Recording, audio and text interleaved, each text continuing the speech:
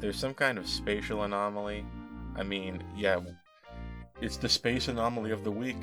The space anomaly of the week is here, guys. This big green thing happened in space. It's green. Guess what? It's the Borg. It takes them forever to find out it's the Borg, but I knew because it was green.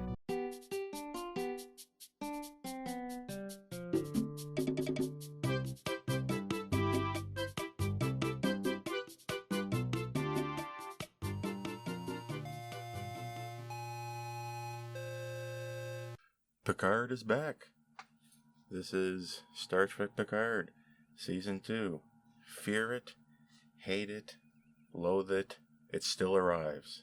You can't get away from it. I can't get under it. I can't get over it. I just have to go through. Okay, we are going through it. And might I say, this episode was light years ahead of Season 1 Picard, Episode 1.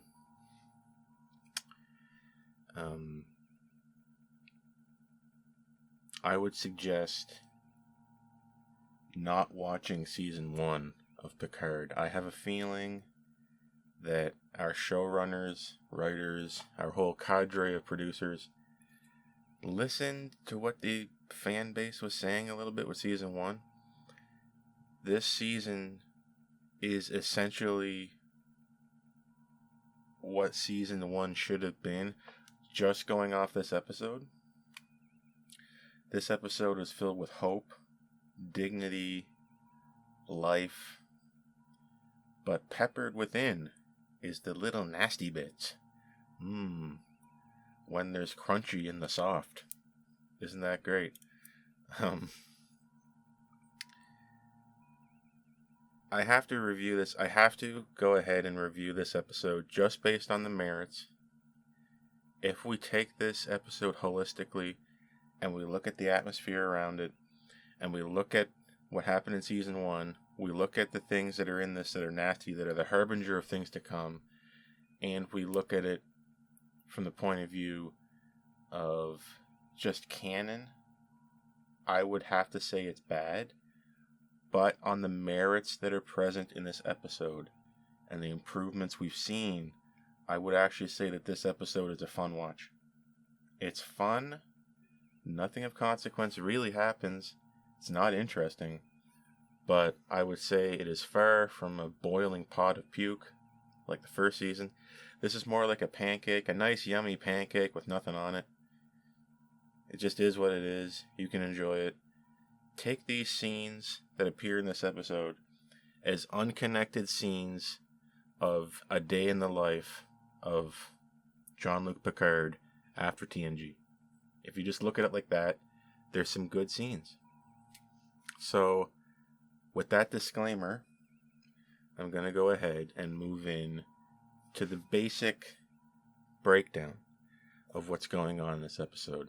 Thematically, physically, in terms of sound. Let's get right on into it. What's this episode called? The Stargazer. If y'all don't remember, the U.S.S. Stargazer was Picard's first command way back in the day. I always thought it was an ugly ship. I was never into the Stargazer, and I'm someone who enjoys an ugly ship, but Stargazer just wasn't for me. I'm more into the spherical hulls, just to be frank, but your mileage may vary, as I am wont to say. So, what's going on? This episode feels like a recap and an apology. We're taking all the characters we have from Season 1, showing what they're up to in various seemingly unrelated scenes, and saying, hey, listen, we know we done goofed, everything's okay now, and by the way, we may be goofing again in the future. We're going to be big goofing, don't worry. But, let's just review on the merits. We see Soji, we see Raffi and Picard, we see Rios, we see Jurati, we see Elnor. What are they up to? Well, it appears that Seven has gone back to her battle days of vigilanteism with this thing called Fenris Rangers. It sounds like a fanfic, I'm not gonna lie. And she looks horrible. Her costume, if you don't know how to dress a character, just make them wear all black. And she's wearing this Wild West looking gun holster, and it's all very pathetic and very antiquated, I'll say. So she now has the La Serena, the hero ship from last season, and it kind of makes sense. La Serena fits better with Seven being a vigilante than it did with Rios being a ex-Starfleet, washed up, has-been idiot, who he isn't anymore. Thank you. Rios is now captain of the new Stargazer. Okay. The new Stargazer is it a new class of ship? Is it a very, very heavy refit of the old one?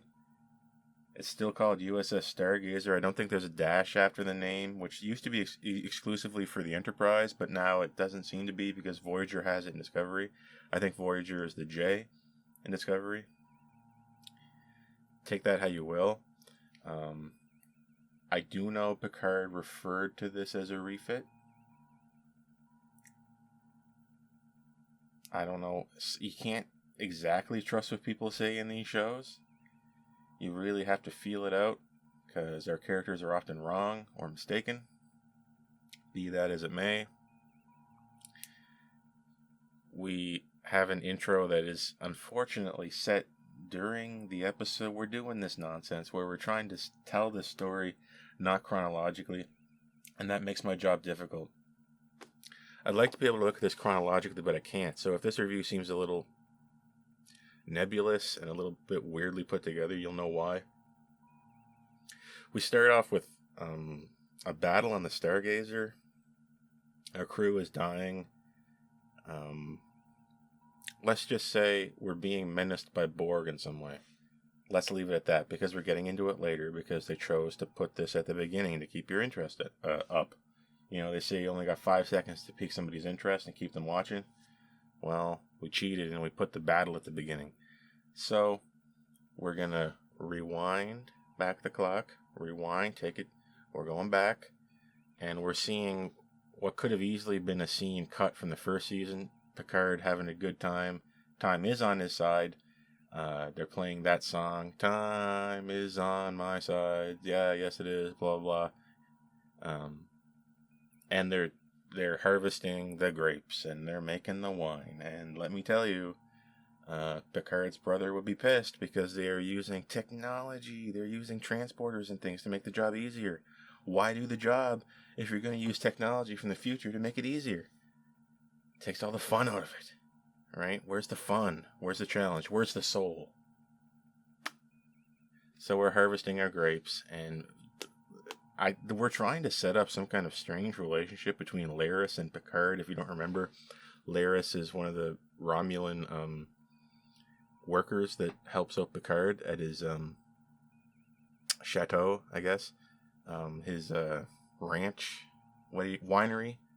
What do you call a place that harvests grapes for making wine? I don't know. I'm an engineer. Don't ask me.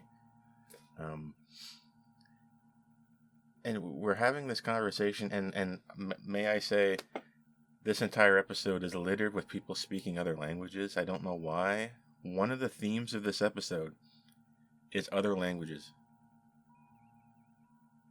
It beats me what that's supposed to mean, but there's characters speaking Romulan and other such languages, and I don't know why we're doing it, but it looks like Picard is learning Romulan, and he's talking to Laris, and they almost kiss. They come really close together, like, and then they don't make the final push, because that would be creepy, because Laris would be falling in love with this guy who I presume gets his diapers changed by her. Is that what's happening?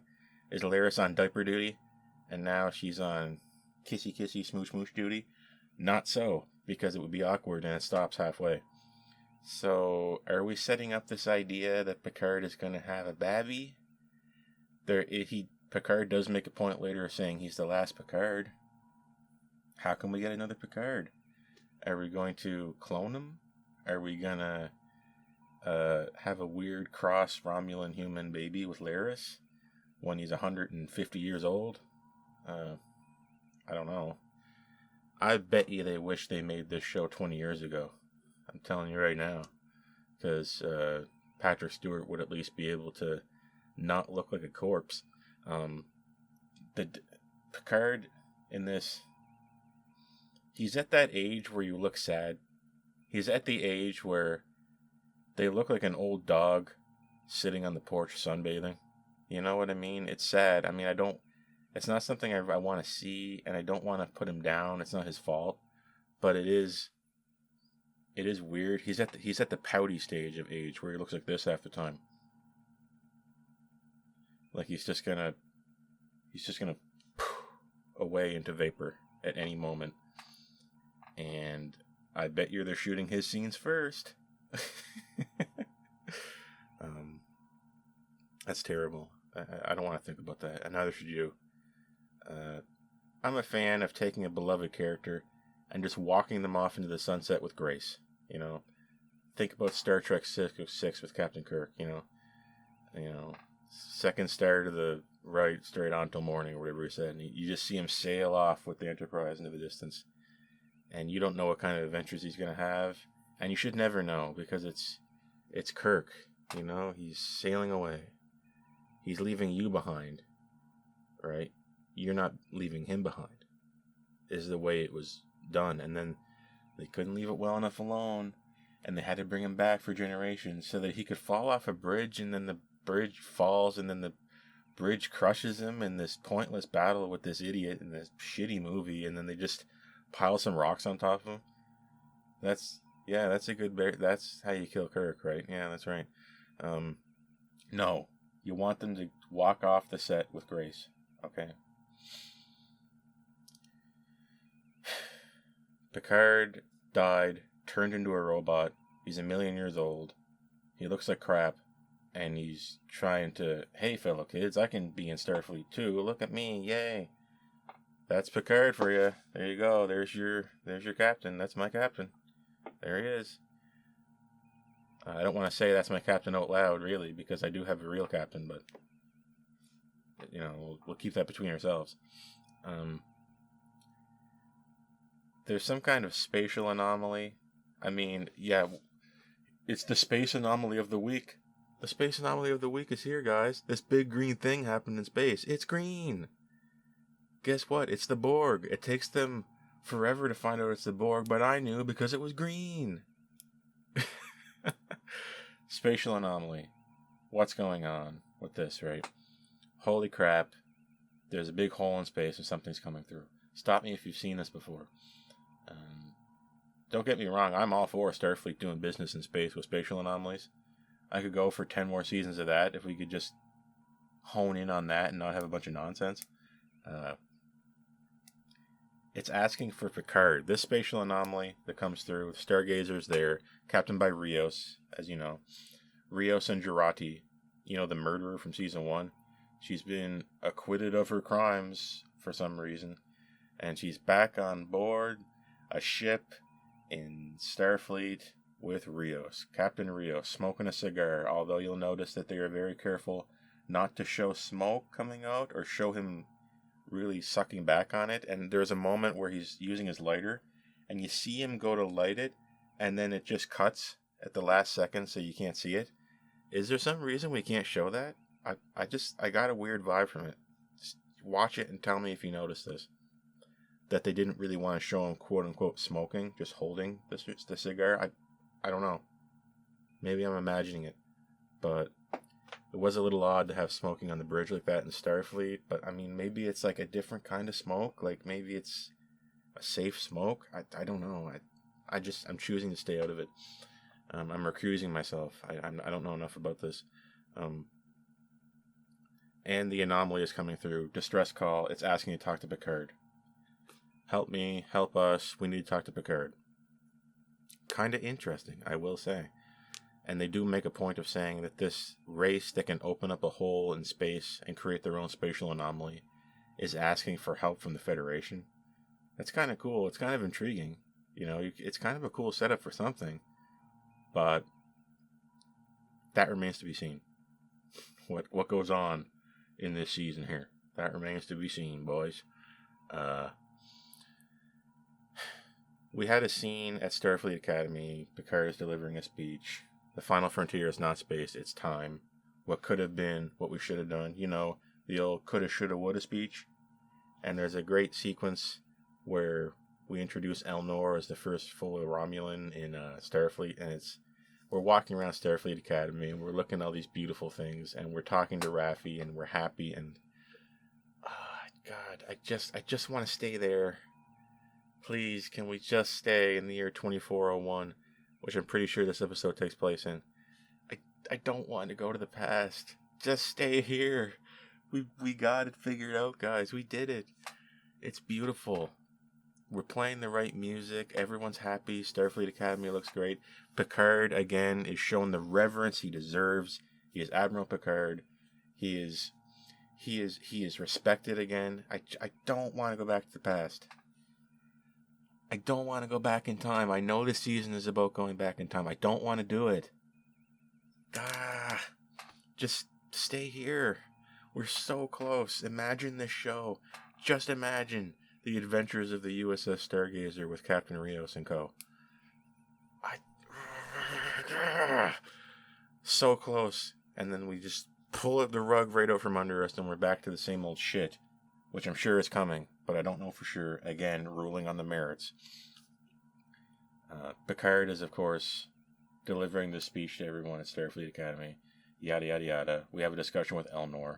He gives Spock's book to Elnor, The Many and the One, I believe it's called. Spock's memoirs from when he joined Starfleet. Apt to give that to Elnor, being the first Romulan there. But we'll leave it at that. Also, there's a moment where I always called Raffi Musiker. That's how I pronounced her last name, if you remember her from season 1. The intercom calls her Musiker. And then later on in the episode, Musiker refers to herself as Musiker. So I say Musiker, Starfleet says Musiker, and Raffi says Musiker. This is something I thought I'd point out. Another thing I'd like to point out is this episode is it's an absolute treasure trove of canon Easter egg things. Look closely. If you are interested in doing this does not make a good episode.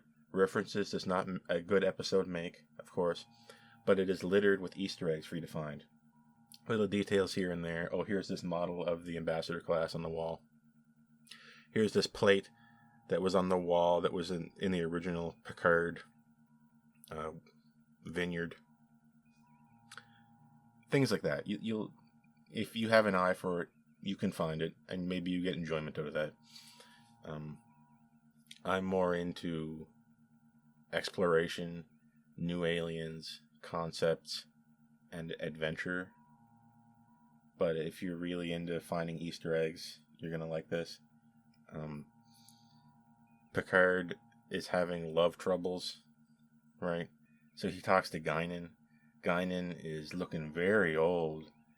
And I thought Elorians don't age. There's multiple sequences in TNG where they say she hasn't aged a day.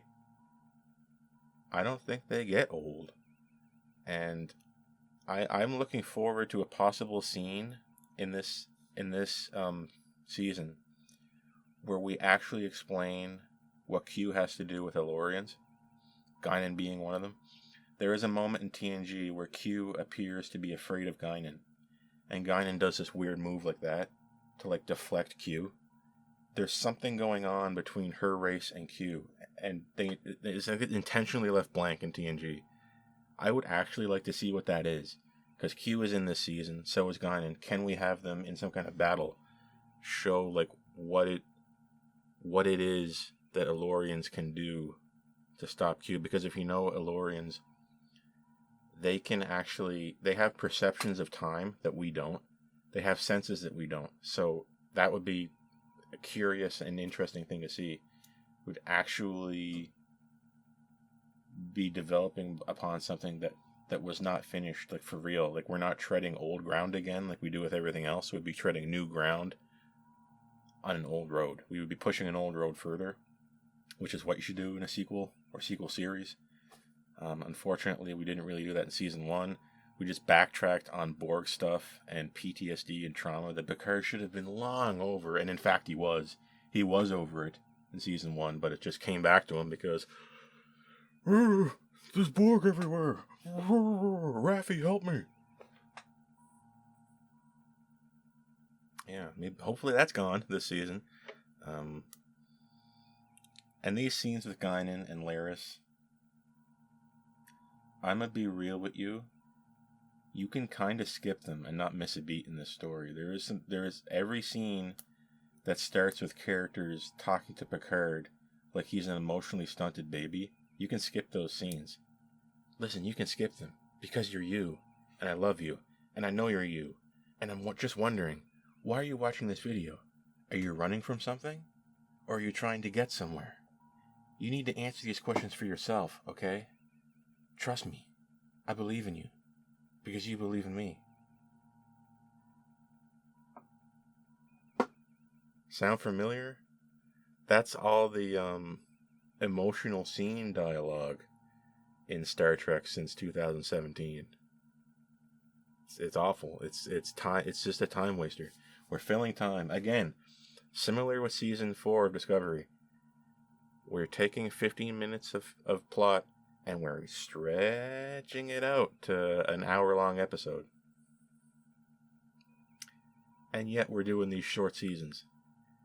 It feels like these shows are going to get to like season 7 and we're going to end up with maybe 3 seasons of actual plot. So it's kind of sad. Depending on who you ask, I suppose. So with all that out of the way, the actual plot begins. Okay, Seven, Rios, Jurati, and Picard are on the Stargazer. Okay. If you remember, the Borg spatial anomaly is asking to talk to just Picard, or as they would say, Locutus. But they didn't say Locutus because that would be a spoiler. For whom, though? Because we all knew it was the Borg. Come on, these people don't have any new ideas. So it's the Borg. Seven's there. And it seems the Borg are asking for help, and it's a strange-looking ship that does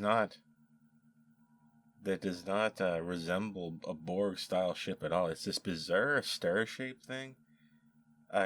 Go back to the drawing board with that. That's not Borg enough. It needs to be a fun shape. Like it should have been like a pyramid shape, or a donut, just something like that. But it's an inexplicable irregular star shape. Okay.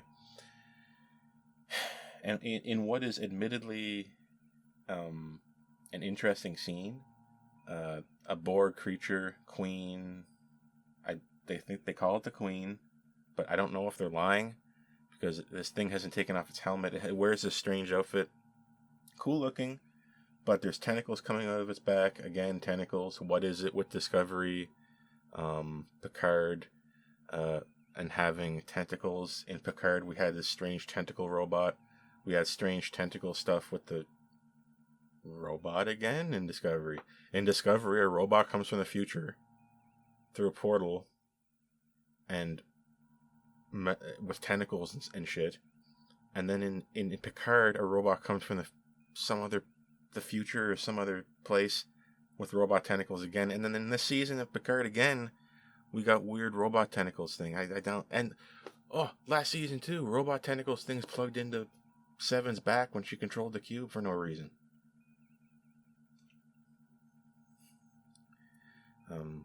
Also, there was a debate on the bridge about what to do when we encountered the Borg here, which pretty much exactly reflected the first episode of Discovery.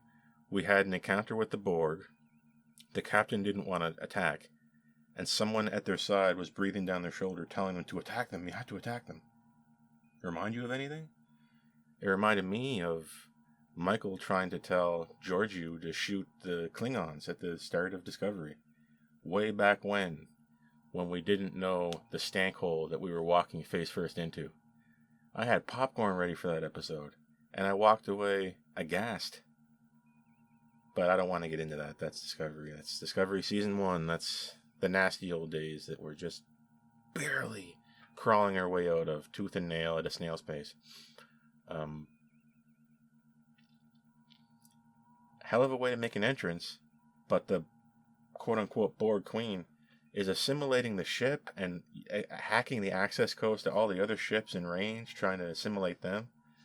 We're trying to assimilate these ships, but we're asking for help, so it's a little confusing.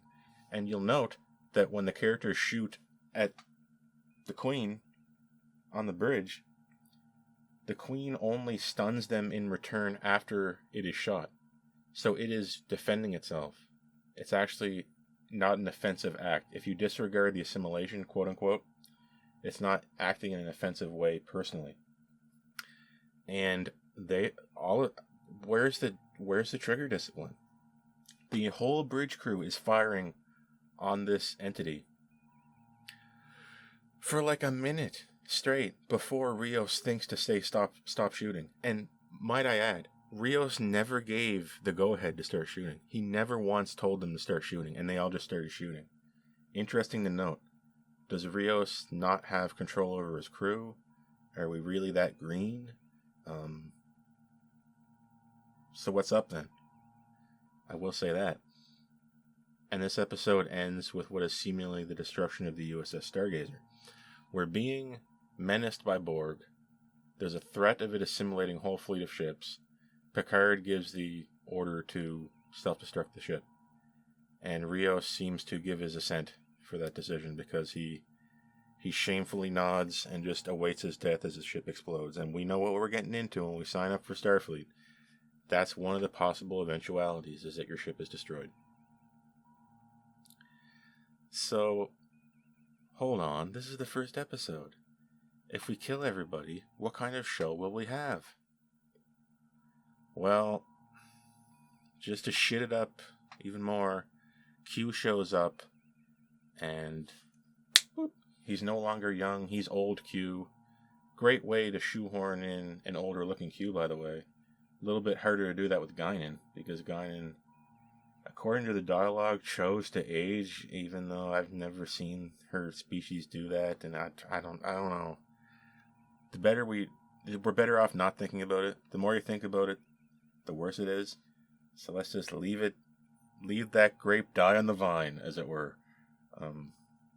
Q is saying, we're going to the very end of the road not taken. You were talking about second chances. Now you're getting one. Oh, no. Not you, Q. God damn you, Q. Q has transported, in the nick of time, Picard back to an alternate reality where it looks like we're in the mirror universe. It would be cool if we were in the mirror universe, but I have a sneaking suspicion that we're not, because we're too cool for school and we're going to our own alternate universe, right? Even though we have the mirror universe and everybody thinks it's cool as hell. We're not going there. We're going to this other weird thing. Watch me be wrong, though, when it turns out to actually be the real mirror universe. That'd be cool. But we're in an alternate future now. We're at the end of a road of an alternate future, and I have a feeling that this season is just going to be City on the Edge of Forever, stretched out pointlessly into 10 episodes. Look at it. We're going back in time. We're going to an alternate timeline. Something bad happens. We need to go back in time, and we need to fix it to make the future a future that we want to go back to. And we need drama, and we need pathos. So what's going to happen? Picard's going to have to make a difficult choice, probably to sacrifice some innocent person or do something that seems very wrong at the time in order to create a better future. Sound like City on the Edge of Forever? I mean, I don't trust these writers to have an original thought, so I bet you they just watched that episode and just said, let's do that. I mean, I wouldn't put it past them. That about wraps up our basic breakdown of what happened in Season 2, Episode 1, Picard. The Stargazer. Like I said before, bad plot, but a few great scenes. Beautiful music. Visually, the Stargazer, I think it's ugly. Some people might like it. I find the design is not indicative of the timeline. It is 2401, apparently, we're getting dangerously close, or we are literally in the time of Star Trek Online. May I say that I thought I saw some Star Trek Online ships in this episode, making up for the horrific end of Season 1 Picard. In the first episode of this, we're patching it up, we're putting a Band-Aid on it. We know we did wrong, we know we did a boo-boo by copy and pasting the same ship a million times at the end of Season 1. So this time, real Starfleet appears, and if you look, this fleet that appears to intercept the Borg Anomaly, it's made up from actual Starfleet ships. I thought I saw a Sovereign class. I even saw the Excelsior. Very old ship by that point. 150 plus years old, is it? I don't know. When was it launched? 2270? 2270 something? It's an oldie but a goodie. It's a golden oldie. And in many ways, feels more futuristic than what we have now. If you go on the bridge of the Stargazer in this episode, it looks decidedly old. It probably because it is a redress of the Discovery Season 1 bridge. I think all these bridges are just the Discovery bridge redressed, and it looks pathetic.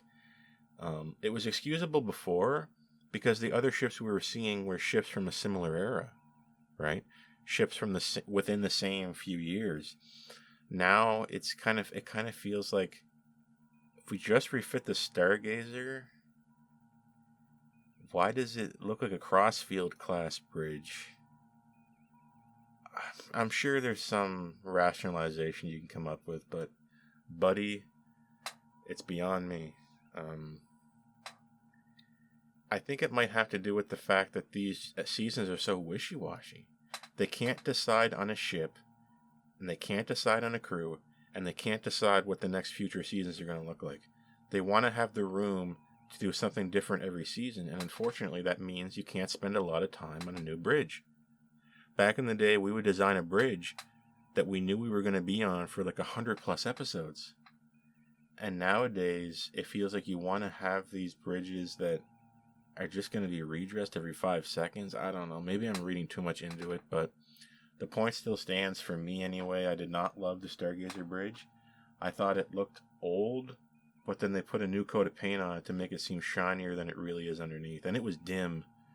It's dark and dim, dingy. It's not fit for purpose, we'll say. And with regards to the outside of the Stargazer, I thought it looked decidedly Discovery. It just looks like something from the Discovery's idea of what the 2250s were.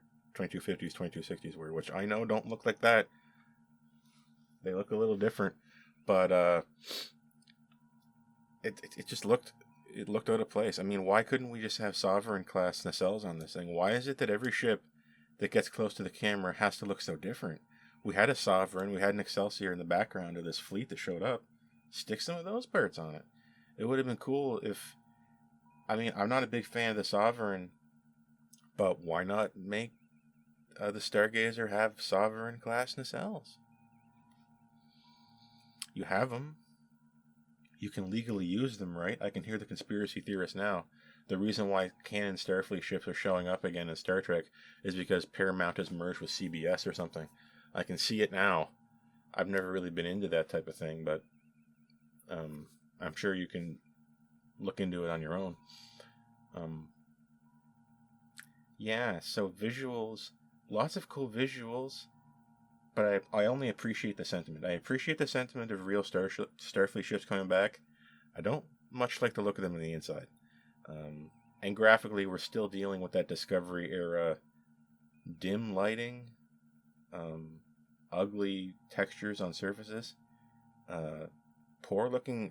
perhaps poor looking geometry that they're trying to hide with post-processing. A little nasty. But I appreciate the sentiment. I will say that. I'll give them a pass. Music was beautiful because we had access to the TNG theme because we're using Picard, and Picard is now associated with the TNG theme, even though the TNG theme, as you know, is the motion picture theme. I always thought that theme better represented all of Star Trek, not just Picard and the events of TNG, right? But since we can use it, it's beautiful, and it appears at the right time, and it goes along with the beats of the plot musically, and The best moment being when Picard arrives on the bridge of the Stargazer and the music swells. It almost brings a tear to your eye. If it weren't so sad that we had to squash it all and go to the past again. I mean, repeat after me.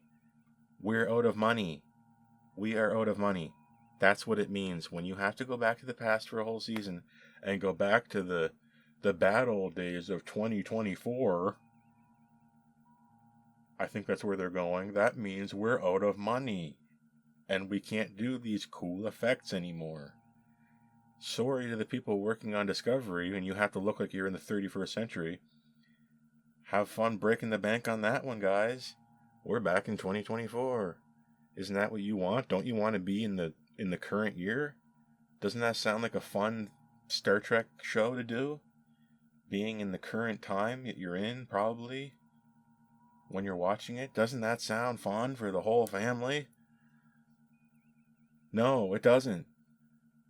So, I mean, watch this episode if you want, but there's so many beautiful scenes that just make you scratch your eyes out, saying, why can't we stay here in the future?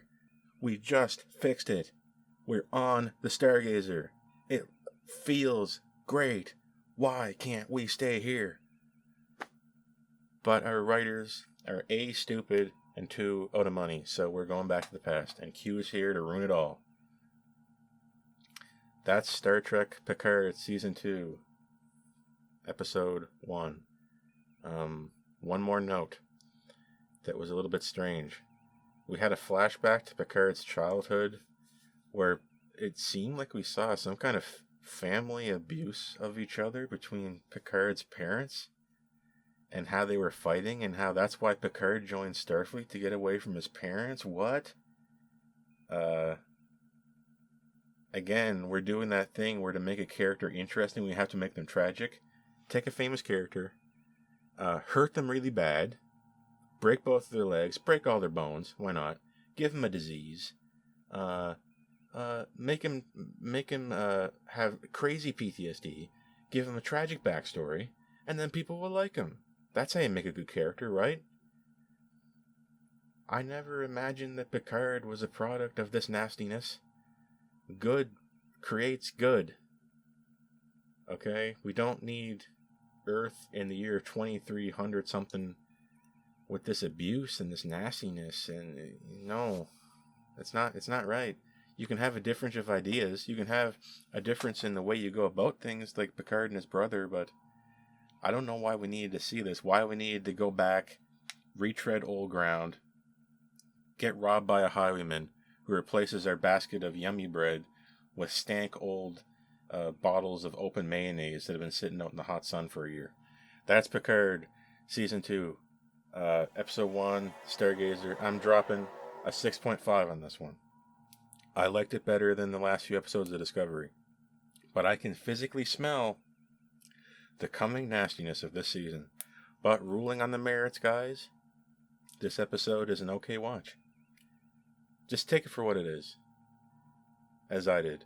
I'm Lieutenant Mark, and I need to RUNNOFT. See you guys later.